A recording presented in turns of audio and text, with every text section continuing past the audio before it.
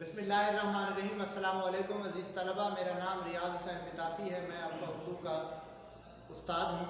आज हमने हिस्सा ग्रामर में से मज़मून और कुछ ग्रामर का साथ हिस्सा पढ़ना है। पहले हम आते हैं अपने मज़मून की तरफ। हमारा जो आज का मज़मून है वो है तालीम निस्वां।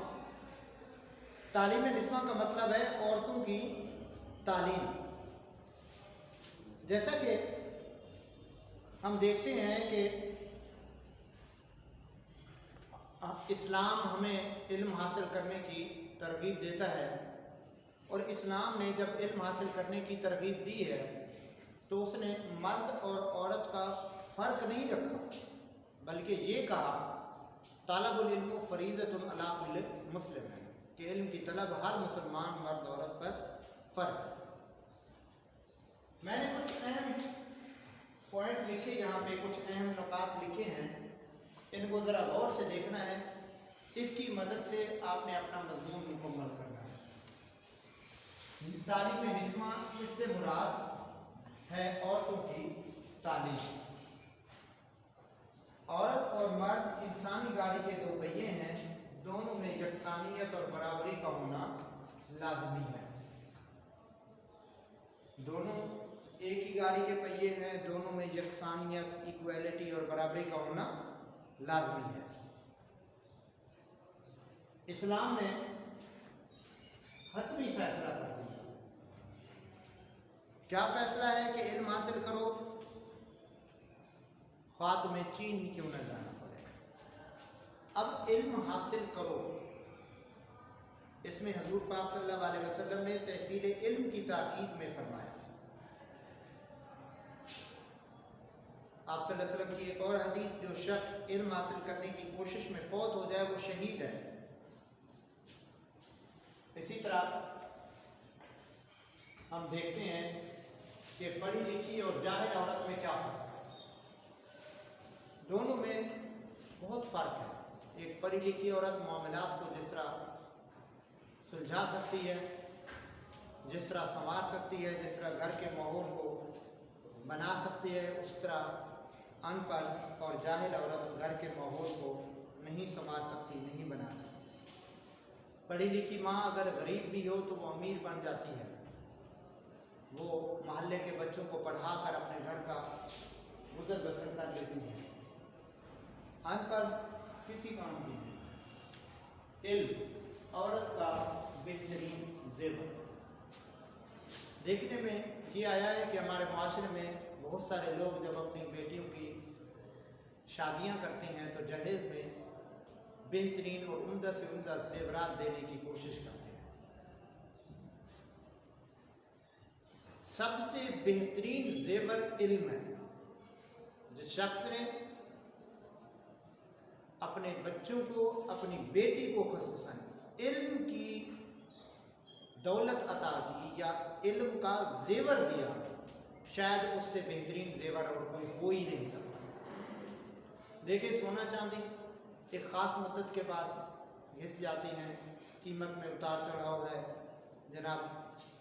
उनके गुम हो जाने का, उनके चोरी हो जाने का ख़दशा और डर लगा रहता है। उनके ज़ेवरात के टूटने फूटने का डर और ख़दशा लगा रहता है। लेकिन इल्म का ज़ेवर ऐसा है जिसे ना तो कोई चोर चुरा सकता है, ना घिन लग सकती है, ना इस पर कोई और ख़राबी पैदा हो सकती है, बल्कि इसको जितना खर्च करेंगे बढ़ता ही चला जाता है। इसलिए बच्चियों के लिए सबसे बेहतरीन ज़ेवर ये इल्म है। अब आए अहद रिसालत में औरतों की तालीम पर हजूर पाक सल्लल्लाहु अलैहि वसल्लम ने किस तरह तवज्जो दी। अहद रिसालत में हजूर पाक सल्लल्लाहु अलैहि वसल्लम ने जब ये देखा कि मस्जिद नबवी में बाहर से वफूद आने लगे, लोगों का मजमा ज़्यादा होने लगा, तो हजूर नबी करीम सल्लल्लाहु अलैहि वसल्लम ने हफ्ते में एक दिन औरतों के लिए तालीम का मुकर्रर कर दिया। उस दिन मर्दों को इजाज़त नहीं होती थी कि वो हजूर पाक सल्लल्लाहु अलैहि वसल्लम से तालीमात सीखने के लिए आए।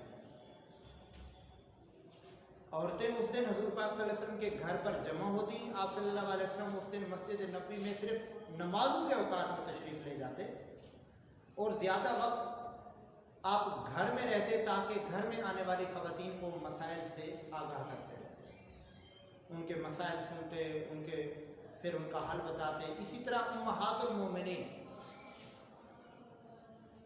المومنین کے ذمہ بھی حضور پاک صلی اللہ علیہ وسلم نے یہ کام لگایا ہوا تھا کہ کوئی عورت گھر میں آتی ہے، کوئی مسئلہ اس کو درپیش ہوتا ہے، اگر ان کو معلوم ہے تو وہ اس کی رہبری کریں، اگر ان کو معلوم نہیں ہے تو حضور پاک صلی اللہ علیہ وسلم سے پوچھ کر ضرور رہبری کریں، تاکہ علم کا جو سلسلہ ہے یہ رکے۔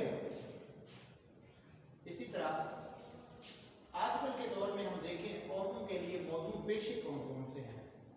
دیکھیں آج کل کے دور میں عورتیں جدید تعلیم حاصل کر رہی ہیں، ٹیکنالوجی کا دور ہے، سائنس کا دور ہے، دنیا ترقی کر رہی ہے، آگے بڑھ رہی ہے، لیکن عورتوں کے لیے کچھ ایسے پیشے ہیں جو ان کے مزاج اور ان کی طبیعت کے عین مطابق ہیں۔ مثلا تعلیم و تدریس، خصوصاً چھوٹے بچوں کی تعلیم و تربیت، چھوٹی کلاس کے بچے ہوں بچیاں ہوں، ان کی بہترین تعلیم و تربیت عورت کر سکتی ہے۔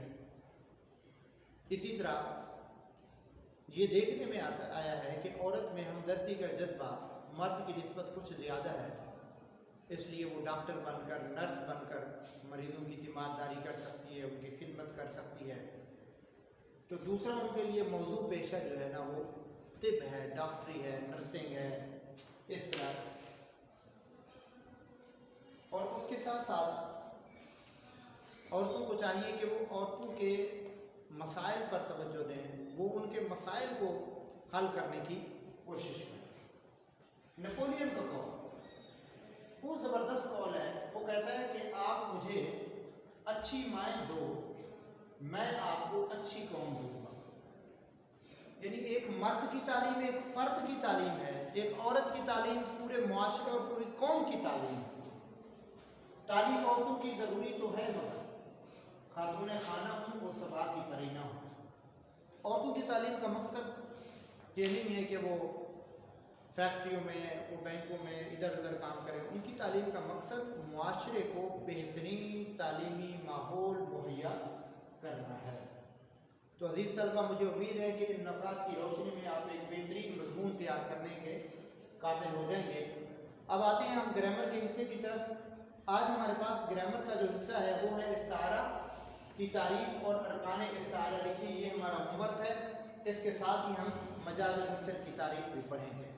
پیج نمبر 51، گرامر بک۔ استعارہ لغت میں عاریۃ لینے اور کچھ دیر کے لیے ادھار مانگ لینے کو کہتے ہیں۔ لغت میں عاریۃ لینے اور کچھ دیر کے لیے ادھار مانگ لینے کو کہتے ہیں۔ اسی طرح نیچے تعریف پر ہے۔ تعریف کسی ایک چیز کو کسی مشترکہ خوبی یا نقص کی وجہ سے بائی نہیں دوسری چیز قرار دینا۔ کسی چیز کو کسی مشترکہ خوبی، برائی یا نقص کی وجہ سے بائی نہیں دوسری چیز قرار دے دینا استعارہ کہلاتا ہے۔ مثلاً ماں کہتی ہے میرا چاند آ گیا ہے۔ اسی طرح ایک شعر ہے کہ شعر کی آمد ہے کہ رن کانپ رہا ہے، رن ایک طرف چرخ کون کانپ رہا ہے۔ اس کے بعد دیکھیں ماں کہتی ہے میرا چاند آیا ہے۔ پہلی مثال میں جرأت و شجاعت کے باعث حضرت عباس کو شیر کہا گیا ہے، لیکن شیر میں ان کا ذکر نہیں ہے۔ اسی طرح مثال میں ماں اپنے خوبصورت بیٹے کو چاند کہتی ہے اور بیٹے کا نام نہیں لیتی۔ اس طرح ارکان استعارہ جو یہاں گرامر میں بیان ہوئے وہ مستعار ہے اور مستعار منو ہے، لیکن اس میں وجہ اجزا میں بھی آتا ہے۔ اب پیج نمبر 52 پر ہے مجاز مرسل۔ یہ بھی گرامر کا حصہ ہے۔ مجاز مرسل کی تعریف وہ لفظ جس کے مجازی معنی مراد ہوں مگر حقیقی اور مجازی معنوں میں تشبیہ کا تعلق نہ ہو۔ رستم سہراب کا باپ تھا، رستم نے لاہور میں انتقال کیا، چڑیا گھر میں شیر بھی ہے، شیر کا تیور دیکھا تو سب ڈر گئے۔ یہ کیا ہے؟ یہ سارے کے سارے مجاز مرسل ہیں۔ عزیز طلبہ، مجھے یقین ہے کہ آج کا سبق آپ کو سمجھ آیا ہوگا۔ پھر بھی کوئی مسئلہ ہو تو فون پر اور واٹس ایپ پر آپ مجھ سے رابطہ کر سکتے ہیں۔ السلام علیکم۔